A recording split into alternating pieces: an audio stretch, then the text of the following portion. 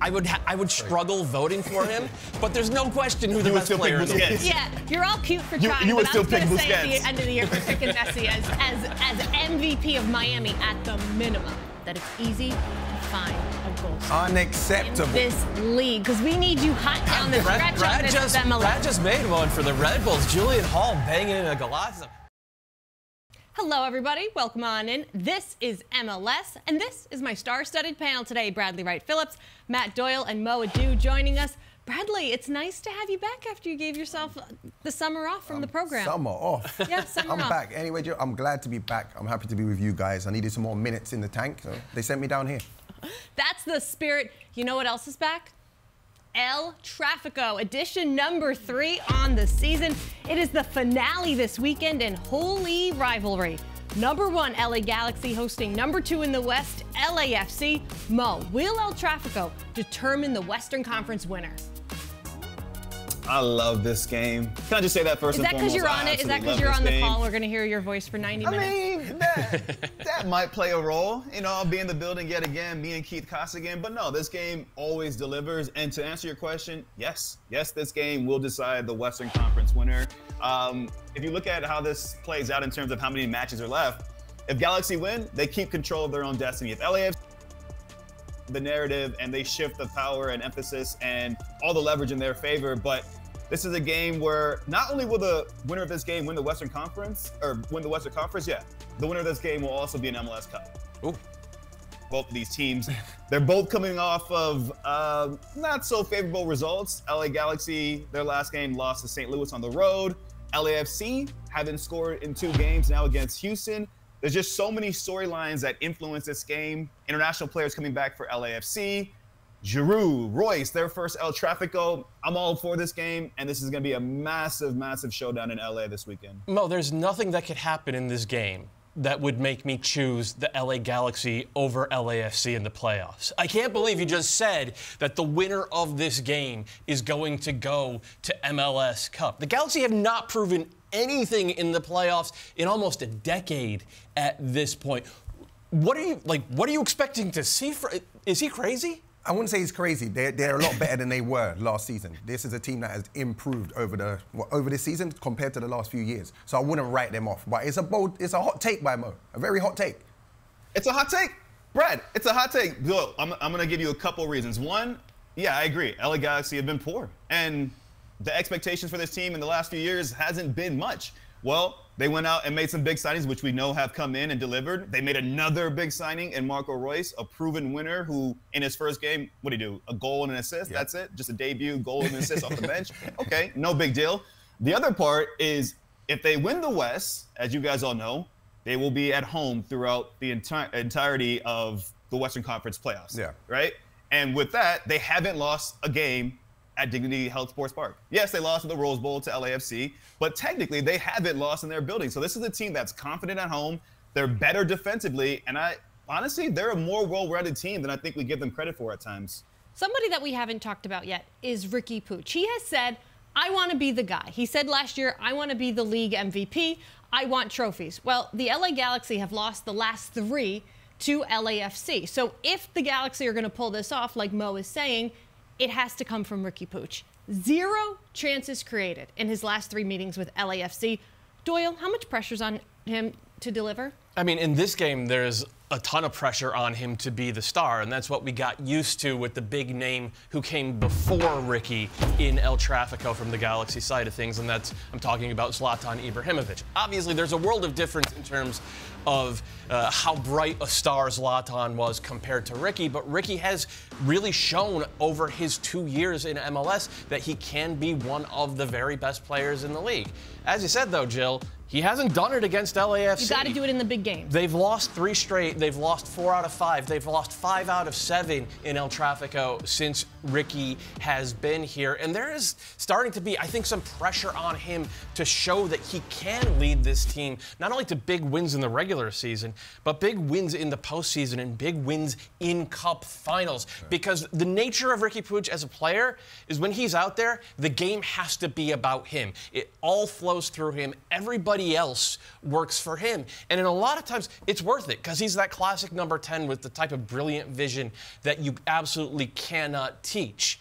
But he also takes a lot off the table defensively, and he takes a lot off the table with his movement. And that is how LAFC have capitalized on him. If you go back and you watch those past 3 games in particular, a lot of LAFC's goals have come because Ricky drops deep, wants to get on the ball, breaks the Galaxy's shape, and then if there's ever a turnover in that situation, it's off to the races in the other direction. LAFC have made a living off of that, particularly against the Galaxy, and that's why, again, whatever happens in this game, these two teams meet in the Western Conference playoffs. I don't care if it's at the Rose Bowl, I don't care if it's at LAFC, I don't care if it's in Carson. I am picking LAFC to get past the Galaxy.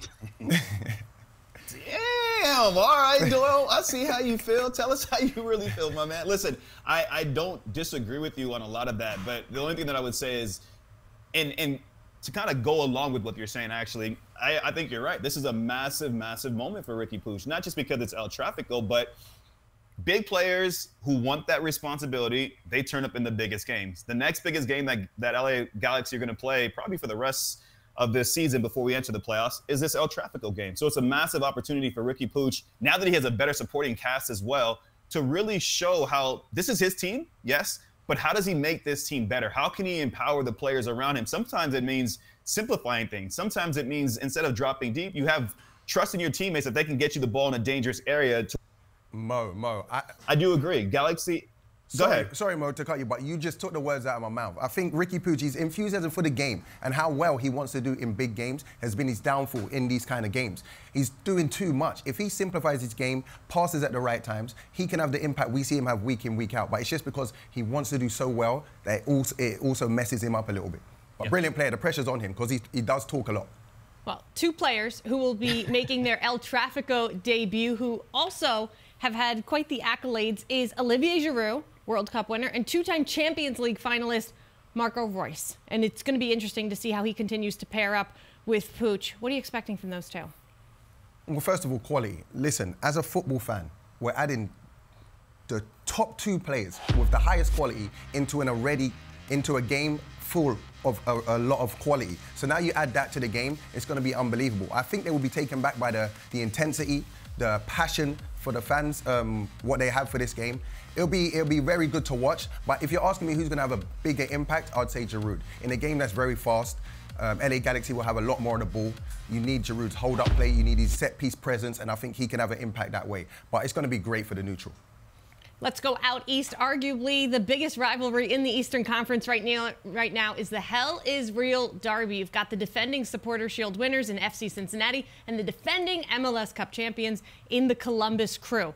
Cincinnati at 8 points back. The chances of repeating as Shield winners, Doyle, now seem all but out the window. So if Pat Noonan side wants a trophy, it has to be MLS Cup. Problem is, 1 win in their last 5 league games. Can they do it? Honestly, I don't know. In theory, if you look at what they've done on paper, and Lucho Acosta is healthy and Nico Gioacchini can be a real focal point as a number 9, and they figure out the back line, then yeah. But all of that is just theory at this point because they haven't all been healthy. They haven't all been available together. You said that 1 win in the past 5 games, and even that 1 win came with a makeshift lineup. It's almost like the start of the season again for Cincinnati because they've had to make so many changes because of those injuries and suspensions and the parting of ways, I guess I should say, with Aaron Bupenza. So it's all been in flux, and it's a measure of just how professional and how much quality this team has that they've even been able to stick around for as long as they have. But can they win MLS Cup? Like, nobody on this panel can answer that honestly because we just haven't seen what a full-strength version of Cincinnati looks like. Well, to Dora's point, to answer the question short, can they do it? Yes, on paper, they have the quality. Have I seen that all season with the consistency? When they've been tested in, some big moments, I've seen a couple of runs this season, 3 games, back-to-back losses. Their recent form isn't good. So it's hard to say they can't win it because we've seen they've got quality, one of the best number 10s in the league. But I couldn't call them out for, winning the MLS. The thing that concerns me, like, the defense has been bad over the past couple of months.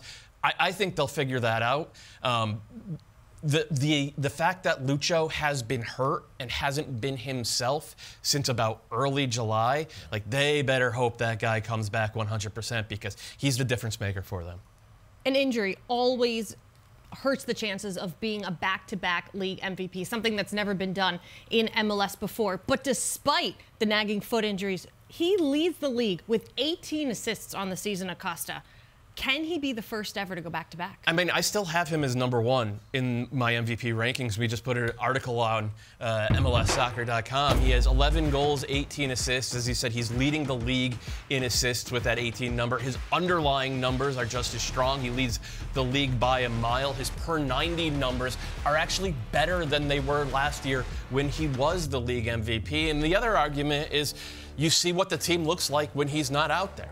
Right? Like his absence sort of creates a spectrum through which you can view his value, and all that together, and the fact that, by the way, Cincinnati are actually second in the Supporters' Shield race in terms of points per game. It's not the Galaxy, it's not LAFC, it's not Columbus. It's still Cincinnati, who are second in the league in points per game. And Lucho is the biggest reason why. He's the only star on this team right now, and every other candidate in the MVP race has a sidekick who is arguably just as good as they are. So it's still Lucho's race to lose, I think. And if he finishes strong, he could be the first back-to-back MVP in MLS history. Mo, you're shaking your head. Yeah, Doyle, listen, love Lucho. Love Lucho. And he has a strong case. He definitely has a strong case because of everything you just said there. But come on, man, let's be real. This is Cucho's award to lose. Cucho, for everything that you just said about Lucho for Cincinnati, Cucho is the same for the Columbus Crew. And I actually would go maybe even a step further and say, I'm not even sure you could really replace Cucho within this team because of what he does. We call him a number 9, but the guy plays all over the pitch. It's his goals that he scored. It's his goals that he creates. It's his delivering in the biggest moments, right? Obviously, we talk so much about this MVP race and we center it around MLS performances, but it's naive if you do that. His performances throughout the course of the season in damn near every game he's played in has been elite. And he's, I'm not gonna say the sole reason, but he's a massive reason why Columbus is the best team in this region at the moment. And so, while I love Lucho, while I love Denny Bouanga, another one that's in the race, you can't look past Messi and guys like that. To me, the MVP this season has been Cucho Hernandez. Messi. When his name is in the conversation, and you just said it, Mo, it's easy to always default to Lionel Messi as the MVP. He's the 8-time Ballon d'Or winner. Here's the problem. He has not featured for Inter Miami in nearly now 3 months. Well, there's some good news. He's back at training. He could be playing this weekend against Philadelphia. And despite not having Messi for that amount of time, Inter Miami has continued to keep their death grip on the Supporters' Shield race. So that begs the question, Mo. Who's the MVP in Miami?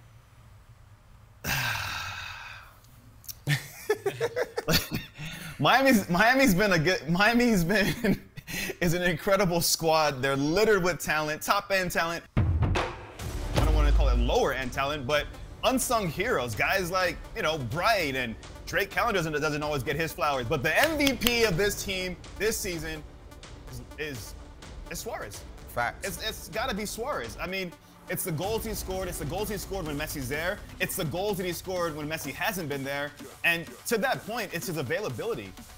When Inter Miami have needed a player to step up and finish off plays, he has shown why he's probably the best number 9 of our generation. It's his instinct. It's his natural ability to find ways to score goals individually, to score off service from others, to bring others into the game. But ultimately, it's his availability and his effectiveness when he has been on the pitch for Inter Miami is the reason why they're going to win the Supporters' Shield and compete like crazy for an MLS Cup.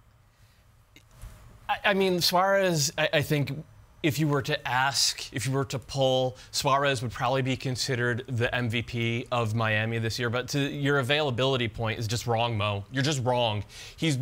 In the 8 games he hasn't started, they are 6 wins, 1 loss, and 1 draw. He's only played 1,450 minutes this year. It's Busquets who actually leads that team in minutes. He's played 2,100 minutes this year. In the 23 appearances he's made in central midfield, they've only lost 2 of those games all year long. So when Suarez hasn't been there, they haven't missed a beat. They're actually on a higher points per game when it's someone else starting as the number 9. But when Busquets is not out there, they struggle, man. And this is the same thing that we've seen happen to Barcelona over the past couple of years. It's taken them a lot to try to figure out how to replace this guy. With Miami, it's the same thing. When he's not out there, they're not the same team. He is Miami's MVP. So Doyle, you would tell me that for a season, you would rather have Busquets in your team or have Suarez in your team? Great question. Honestly, I would. I think it's easier to find a high-level goal scorer. And I think what? we've seen that. No, I think it's not there. I'm ready to give Brad it's easier to find a high-level goal. Brad's going to get out there, score goals for me. It's the hardest thing to do. There's in a football, reason is put why the ball in goal the back of the scorers net. are the highest paid. Yes. No, absolutely. But you could always paid. find them. What you can't find is that genius in midfield who sets up the preconditions for your team to be dominant, to get those goal-scoring chances, to make everyone better, and to be on the way to setting a single-season points record. Busquets is the guy who's doing that. He did it for Barcelona for 15 years. He comes to MLS, doesn't miss a beat, doing it here as well. And he's played the most minutes. To your point, availability matters. He's got 800 more minutes than Suarez does this year. Doyle calling the defensive midfielder who has clocked the amount of minutes as any field player the MVP. You're not having it. I thought Mo would be in on this. Mo is a defensive midfielder. Come on. Mo's seen Suarez. I love Busquets, but me too. But I think, Brad, you said facts as soon as Mo said Suarez, and I think it's the output. 16 goals, 5 assists in 16 starts. It's wild. For a man, and sorry, Luis Suarez, if you're watching, that came over here limping. I didn't think he'd be available. I said he would get 12 goals, all competitions. Honestly, I didn't think he'd be as good as he's been. And it's not just the numbers. The eye test he's passing for me. Every play he's involved in. When he's on the pitch, he's involved in directing players where to go. He's been very, very good in that team. I love Busquets. I think he's been available, but he hasn't been more important to me than Suarez. And you'll see down the stretch, too, what Suarez is going to do. 16 goals, 5 assists. In 16 starts. Miami's 6-1-1 without him. I'm not having it. It's easy to score goals, Anyone gonna take Messi here? No, Messi's not in this conversation. Leo, Hey, we love you too. He's if not in the Messi comes conversation. back, hold on. If Messi comes back and he's on that same Messi energy, No, but they got 7 games. They got 7 games left, I think. With Messi and 7 games, though, No, I mean that could be 10 goals. He hasn't been here enough. I'm sorry, he can't get MVP.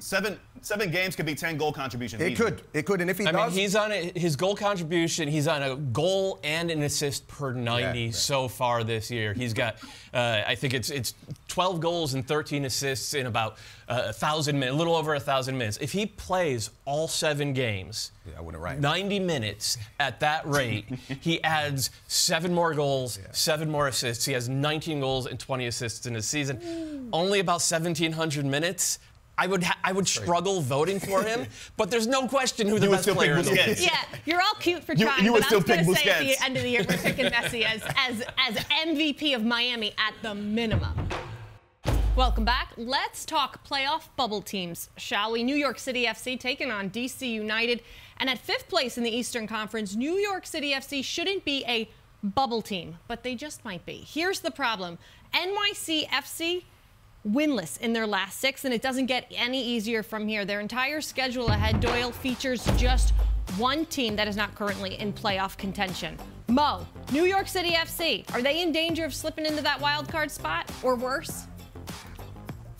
Yeah, I'm actually kind of surprised because prior to that 6-game stretch that you're talking about where they were winless, I started to think, okay, things are starting to click for NYCFC. In Alonso Martinez, they have a player who can actually put the ball in the back of the net, which was maybe a bigger problem than they anticipated being the case. They had rotated between a variety of different strikers. None of them really stuck, and now they seem like they found that piece.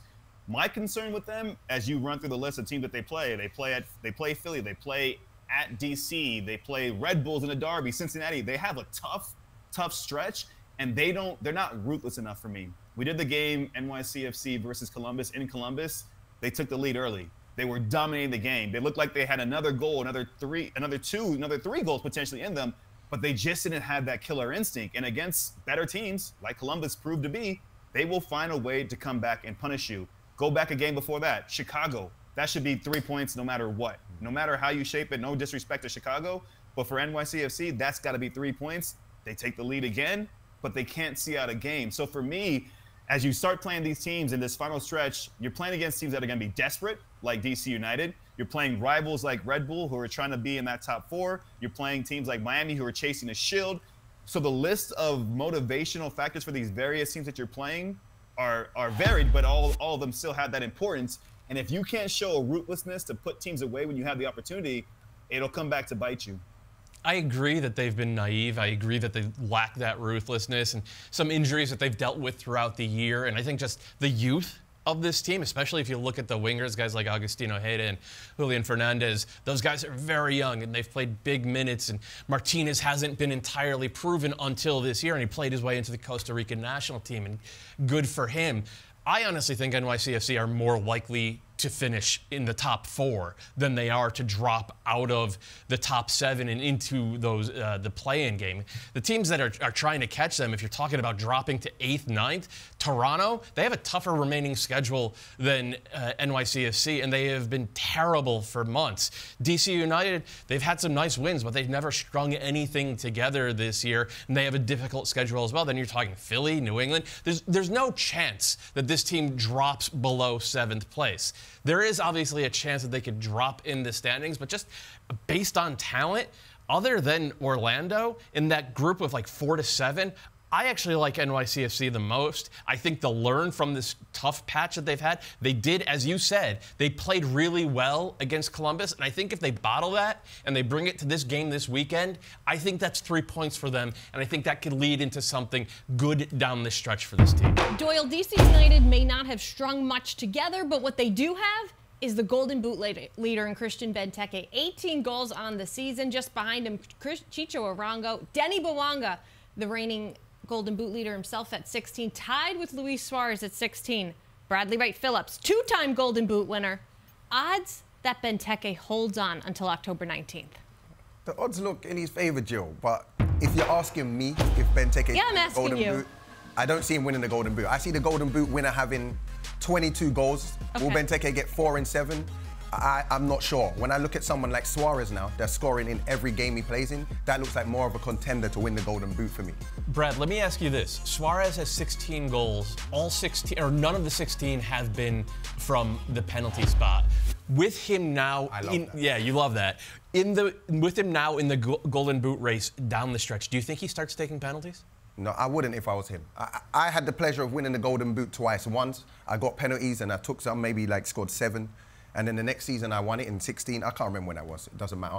But I took no penalties. And I loved that Golden Boot because I just felt like I was the best striker in the league at the time. I didn't need penalties. I was very clinical at the time. And I think I feel it feels better to win it without penalties. Mo, you're so politely he's dying to get in here. Go ahead, please. Golden Boot on the line, not taking penalties. I don't even care about that part. Brad, how many? So you said you scored about 7 that year? I think so, yeah. Out of how many? Probably 7. 7 out of 7. I don't believe that you went perfect. But my point, no, that's season 14. My point is, you're English. There's no way you were perfect from the spot. Wow, that's what I'm you saying. Guys are but so my point is simply this: everyone, winner. I feel like everyone tries to throw a negative stigma to scoring penalties. It's not an easy task. Like if you get a penalty kick, it's not a given you're gonna make that. So I feel like in this conversation, you guys haven't done it personally, but people kind of throw shade at Denny Bouanga a little bit. Don't give him his love. Oh, he's only scored 9 non-penalty goals. To score a penalty, you can go ask a lot of players around the league that have missed penalty kicks in big moments or maybe even insignificant moments. It's not the easiest task. So all I'm saying is, I think Denny Bouanga is in this race as well. The fact that he has a new partner in Olivier Giroud, goals are going to come. He'll be right there up at the top of this race at the end of the season. I hear what you're saying. And listen, if I get Golden Boot and I've got penalties, I'm still taking that Golden Boot home. But if we're comparing a Suarez, his goals to game ratio, no penalties, and then you're taking Denny Bouanga, who has, what is it, how many penalties? 7. 9 goals without a penalty. You're not in that clinical goal-scoring conversation for me. You can't be up there with the best goal scorers in the league, for me. I'll bring it back to Benteke. He's done both this year. He's 16 non-penalty goals. He's got 2 from the spot. He has been a monster on set pieces. Whether he wins the Golden Boot or not, it's just been a fantastic year from this guy because it's not just the goals with him. He defines how DC play. And that's what NYCFC is going to have to deal with this weekend against this team because, like, anytime you're playing DC, the long ball is going to be towards Christian Benteke. He is going to win the first ball. You have to win the second ball. If you can't do that, you can't stop DC. So who United. is the Golden Boot winner? I want a name. I'm saying Luis Suarez. Yeah, I'm picking Suarez too.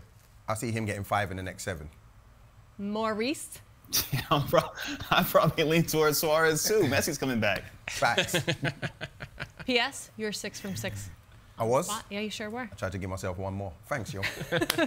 Let's head out west. It continues to be jam-packed in the Western Conference standings. Just 4 points separating 4th place Colorado and 8th place Portland Timbers, which happen to be, Doyle, the highest scoring offenses in the West. And they meet Saturday night at altitude. If you're building a team, which front 3 are you taking?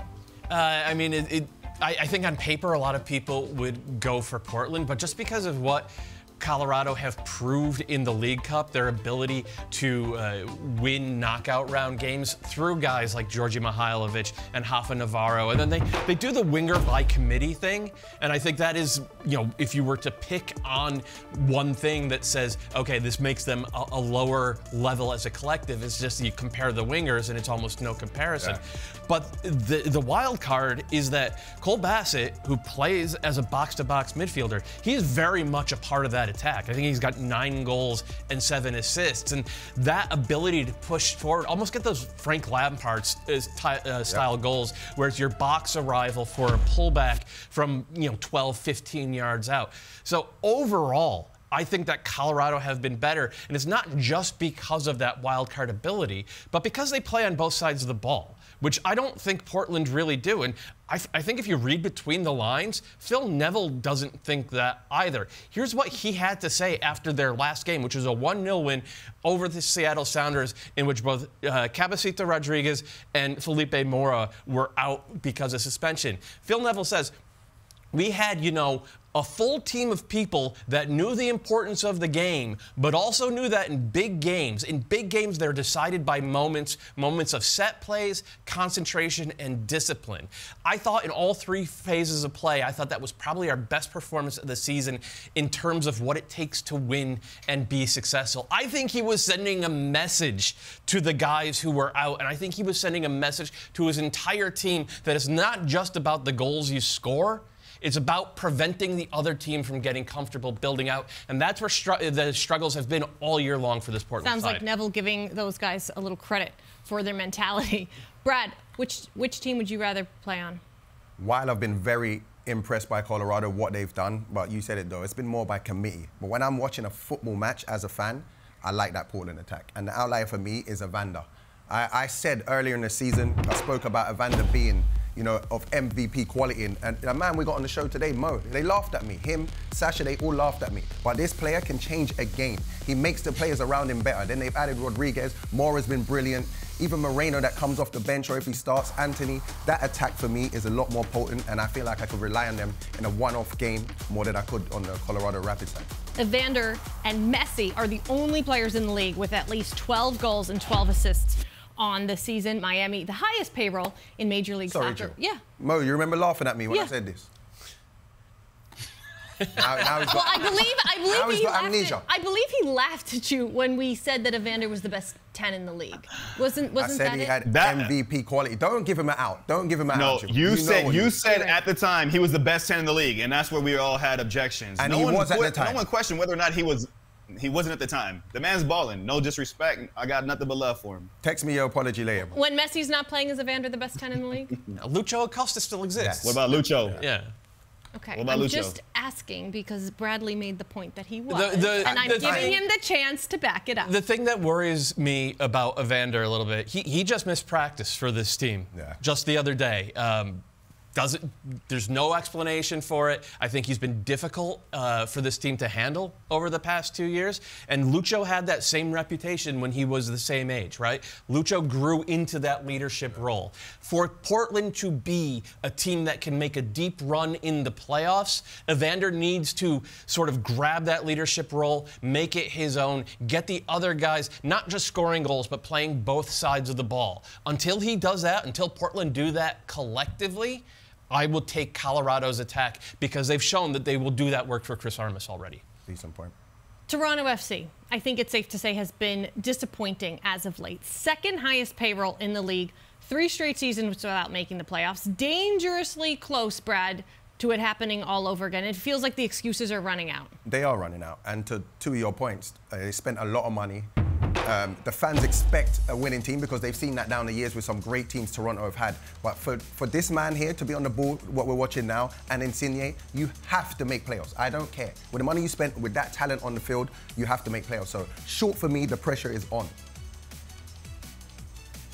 I don't know what Doyle and Mo think, but for me, they have to make playoffs. I mean, if you told me before the season they would even be in the hunt, I would have told you it would be a successful season. I just think overall, with the instability that we've seen in this entire club, Bill Manning, the former president of soccer operations, he was let go mid-season. We're not sure who's really calling the shots. They didn't make big moves in the summer window. They didn't reinforce the team in the way that you would expect from a group that has stars like Federico Bernardeschi, who has been so good this year, and maybe have the ambition to be a little bit more. It doesn't feel coherent. So it's like the pressure's on, but it's unclear of what success even what defines success for this group. It's not obvious to me. I hear you, but you're looking at it from a man that knows this league and knows what goes into it. I'm talking from a fan. If I support Toronto FC and I see Bernardeschi, Insigne in my side, we have to go to the playoffs. No arguments there. You know who's not a big spender? We're all Salt Lake. Taking on Houston Dynamo this weekend, and both teams have been in the hunt. Houston in 6th place, RSL in 4th place. Mo, what can these teams show you that they're contenders? Oh, what can they show? Well, I'll go with Houston first because we just did their game. And the thing for me is it's kind of funny because their away form is better than their home form. And so as they strive to try to get into that top 4 position where they'd be hosting a game in the playoffs, they got to improve their home form first and foremost. The other part is all the possession that they have, they still don't show me enough in terms of consistent chance creation. Against LAFC, they went on the road, got the win, but at home, I never really felt convinced, or I never really felt like, ooh, a goal was coming for them. A lot of the ball, Hector Herrera doing things, pulling strings. I think Lawrence Anali getting that injury against LAFC on the road is going to be a massive loss for them because he just offered something different to their attack. A little bit of pace, a little bit of a player who gets the ball and wants to run at defenders and commit them.